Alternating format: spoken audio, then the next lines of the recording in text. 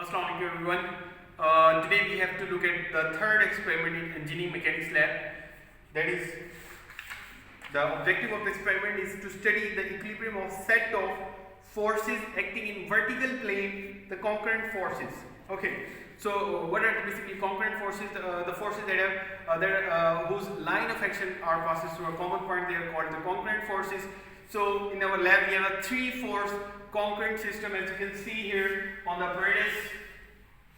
Like this one is the force, I can assume the bottom one, the force F1, this one is the force F2, and this one is the force F3. Since all these forces are passing through a common point, so we say that these 3 forces are actually concurrent forces.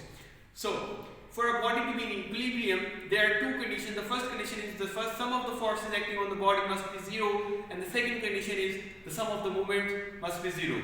Since the forces are concurrent, so we are not worried about the moments, because the moment of these forces is 0. Actually, if we get this common point as a to apply the second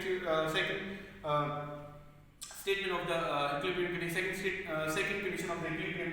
So we will just look at the first condition of equilibrium. So I can assume like this one is a weight attached to a string. Like this one is this force is pulling downward, and these 2 are the resisting tensions. So under this system, the body should be in equilibrium. So what we have to do, we have to check either the sum of the forces, the upward forces acting on the body, the sum of the y component of these 2 forces should be equal to the downward forces, and the horizontal component of these 2 forces must be equal to satisfy the first condition of equilibrium. So that's the basic from the statics. But here there is an addition. We can that's the extension of the first condition of equilibrium. We have to look at that. That's Lami's theorem that says that for a system of 3 concurrent forces, if you have 3 concurrent forces, then each force is proportional to the sine of angle between 2 other forces. So if you have this force is actually proportional to the sine of angle between these 2 other forces, the upper one forces. So you can just and this force is proportional to the sine of angle between these 2 forces. So higher the value of the sine of the angle between the other 2 forces, the higher is that force. Like this force would be higher if the value of the sine between these 2 tensions, or between these 2 strings is higher. And we can go through that from our common observation that as you know that from as we go from 180 degree to back to 90 degree, so what happens actually, the value of the sine increases. Alright. So this is our common observation. Like if I apply load here, so this angle would actually decrease. Okay, the upper 2 forces would come closer. So the value moves from 180 to 90 degree towards 90 degree. So as the sine, the value of the sine increases, so we can say that this force would increase as well. So this is a simple theorem. Here I have a system, like you can see in your diagram as well. Like here I have a system of concurrent of forces. So one force acting downward, the force D, is actually proportional to the sine of angle of gamma. The force Q is actually proportional to the sine of angle of beta, and the force P is proportional to the sine of alpha. So these by the Lami's theorem, so the P divided by sine of the opposite angle, like these 3 as indicated in your manual, the P and the sine of the angle between 2 other forces, these 3 must be the same to satisfy the equilibrium. If the body is in equilibrium, then these 3 would be the same. And in extension to that, in our manual we have also we can go through. We can also check the equilibrium of the body by calculating the vertical components of these 2 forces with this one. So what we have to do is, first of all, to check the equilibrium, what I need basically, I need a paper. For this experiment, I need a paper tape, and some weights. And these 3 things These are the objective. These are the parameters we require for this experiment. So what I have to do, first of all, I'll place this page right here at the back.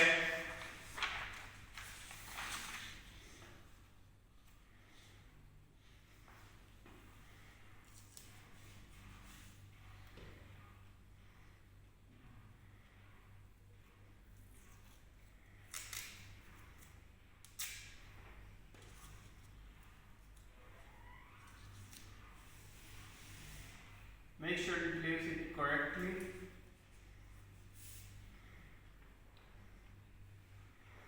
The paper should cover all three strings.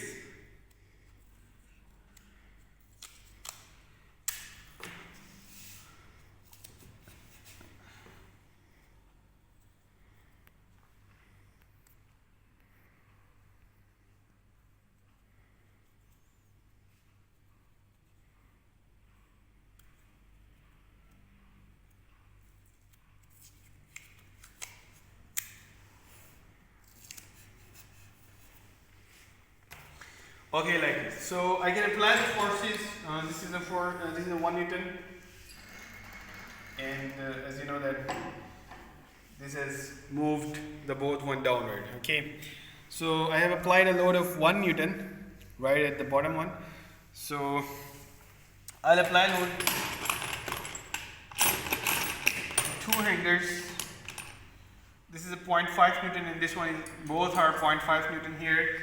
And the 0.5 Newton here, increase it, so it's still downward. I cannot measure actually the third angle, so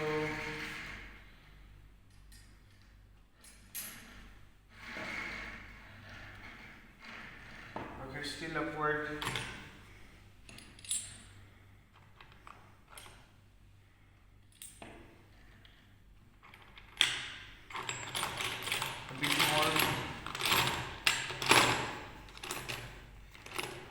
Smaller over as well.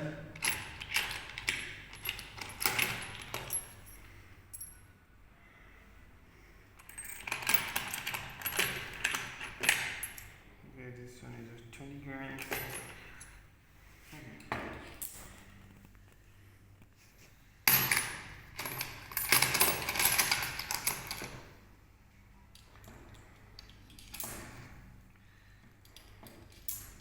Okay, this is fine. Okay, now you can check that I set the 3 weights, such as, like on this board, I can clearly read the 3 angles, like this angle, and this one. I know that these 3 forces.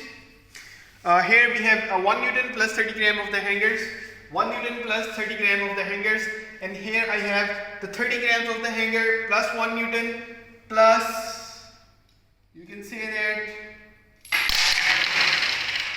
and then 30 grams, 1 Newton, 0.3 Newton, and then additional 30 grams. So to make that balance, now I know all these 3 forces, so to apply the first condition of equilibrium, to find out the vertical components, I need these 3 angles. So to find out the angles, I need a pen and a mirror that I don't have it.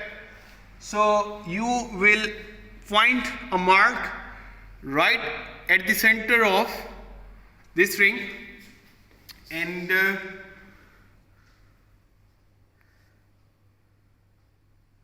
with the help of pen, and then you have to point the maximum number of points below that string. Each string